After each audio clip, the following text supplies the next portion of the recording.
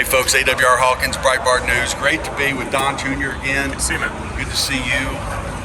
Got a lot of stuff happening Second Amendment, all right?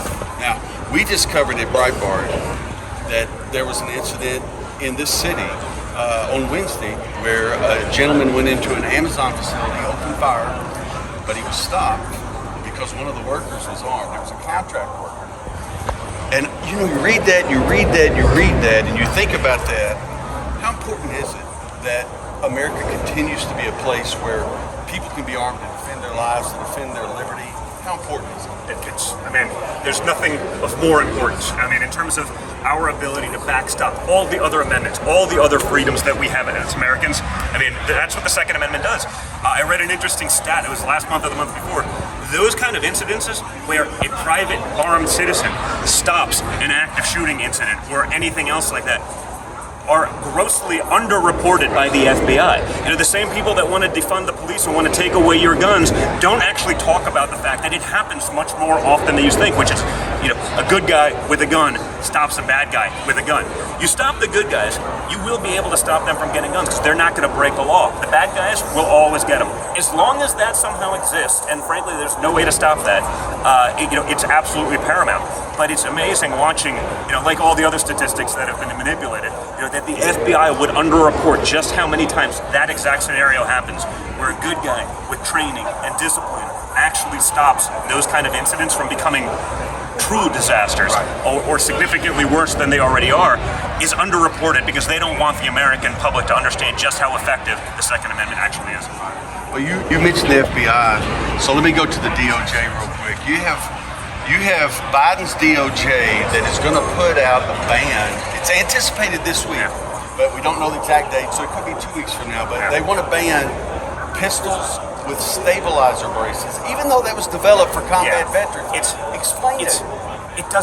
It's insanity. Okay? They made a rule. They made legislation about it. They themselves designed it. The problem is, like all people in government, the average guy doesn't know the difference between, a handgun and a rifle. They don't know the difference between an AR and a bolt action at this point.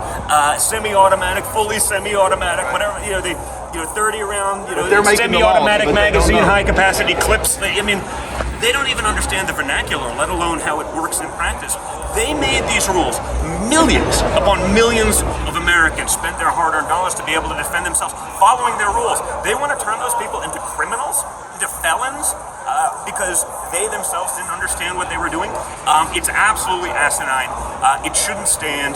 It's why we have to take over Congress really quickly, because hopefully we can do something about that, which is why I don't want, sort of the battle for speaker to drag on. Let's make sure we can do what we can, because we're fighting against a radical leftist DOJ. I was very involved in trying to stop the original Chipman insanity from going over and taking over the ATF, because a guy that didn't even want the Secret Service to have guns. Think about how insane these people are. These are the people they want deciding on your rights. It's ridiculous. And we have to be engaged. We can't just let them do it. We have to be engaged. We have to be vocal. We have to talk about this. Just the financial consequence of this alone, beyond turning millions of Americans into felons. People will now spend their hard-earned money to follow governmental regulations. You're going to turn them into criminals with a stroke of a pen? It's ridiculous. You look at the way that pistol brace roll, it's not an SBR. And honestly, if it was an SBR, why is the SBR thing even an issue? It's ridiculous. Even a short barrel rifle, it doesn't actually do anything. Just like silencers are there, and they make the sound totally go away. And no, silencers were developed in the 30s to prevent people from being able to poach. That's those bans started there because people were starving. Were poaching federal lands, and that's what it started. It wasn't about the mafia. It wasn't about any of these things. And anyone who's been on a range, you shoot an AR with a suppressor. It's not silent. It makes you, not have to walk around with a headache for the rest of the day. But the people making these rules and passing this legislation don't know. So they just got to get rid of all of it and let people be Americans and have them have their own freedoms. And the worst part is when this is over, it'll stop at zero. Because, just like Class 3, how many crimes have been committed with legally owned Class 3 weapons? How many crimes have been committed with even, honestly, assault rifles relative to other weapons? You look up the stats on baseball bats. Now, if you take illegally owned 300-year-old handguns in inner cities, yeah, there's a lot of illegal crime, but guess what? Those are the people that are going to have the handguns anyway. And so, but no one wants to look into those facts because they're inconvenient. That way, if you say, well, someone in the inner city has an all that's then racist, as opposed to, well, there's a reason Chicago with the highest crime rates in the world also has the most stringent gun laws, and it doesn't work. Right. Because the criminals aren't going to follow the rules put out by some bureaucrat in Washington, D.C., who wouldn't understand the rules even if they've written them.